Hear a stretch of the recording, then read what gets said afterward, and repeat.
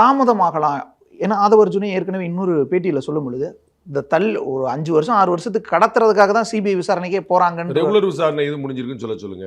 ஆதவர்ஜுனா வந்து நிறைய அரசியல் அனுபவம் கொண்டவராக மாறிட்டார். இப்போ அவர் வந்து உள்ள தமிழ்நாட்டிலேயே இருக்க ஆகச்சிறந்த அரசியல்வாதி அவர் தான் மாறிட்டார்.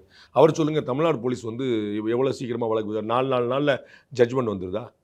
ஏங்க நீங்கள் சிபிஐ விசாரிச்சா சிபிஐ நீதிமன்றத்தில் கொடுக்கணும். அதற்கு பிறகு சார்ஜ் ஷீட் ஃப்ரேமிங், அதுக்கப்புறம் அவங்க ஒரு தண்டனை அல்லது விடுதலை, அதற்கப்புறம் அப்பீல், அப்படி தானே போகும். நீங்கள் இப்போ ஜெயலலிதாவுடைய வழக்கு வந்து 4 நாளில் முடிஞ்சதா? ஆராசா வழக்கு 2 நாளில் முடிஞ்சதா? எந்த வழக்கு உங்களுக்கு 1 நாளில் முடிஞ்சது? அதுக்கு சிபிஐ வருமா, தமிழ்நாடு போலீஸ் வருமா? எந்த போலீஸ் வந்து சரியாக பண்ணிக்க சொல்லுங்க. அதுக்கு நீங்கள் தான் வாய்தா வாங்கி சண்டை போட்டு மாறி மாறி போவீங்கல்ல. நீங்கள் கரூரில் உங்கள் மேலே கேஸ் போட்டாங்கல்ல, நீங்கள் பேசாமல் கேஸுக்கு ஒத்துழைப்பு கொடுத்து நேராக போய் சரண்டர் ஆகிருக்க வேண்டியதானே. எதுக்கு உங்கள் கட்சிக்காரங்களாம் பெயில் கட்டிங்க, ஆன்டிசிபேட்டர் பெயில் கட்டிங்க, சுப்ரீம் கோர்ட் போனீங்க, ஹை கோர்ட் போனீங்க, எதுக்கு போகிறீங்க? படம்னு வழக்க முடிக்க வேண்டியதானே.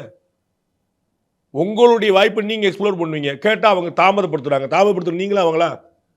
ராஜீவ் கொலை வழக்கில் தான் நடந்துச்சு. பேரறிவாளன் போடாத பெட்டிஷன் கிடையாது. இந்திய வரலாற்றில் இல்லாத அளவுக்கு பெட்டிஷன் போட்டார். RTI வரைக்கும் யூஸ் பண்ண ஒரு பேரறிவாளன். படக்குன்னு வந்து நீதிமன்ற வழக்கு தாமதம் விட்டாங்க. கருணை மனு காலக்கெடு நீதிமன்றம் சொல்லிடுச்சு. பெட்டிஷன் மேலே பெட்டிஷனாக போட்டு வழக்கு தாமதப்படுத்துறது யாரும் பார்க்கல. எல்லா பெட்டிஷனும் பதில் போட்டதான் யாரும் பார்க்கல.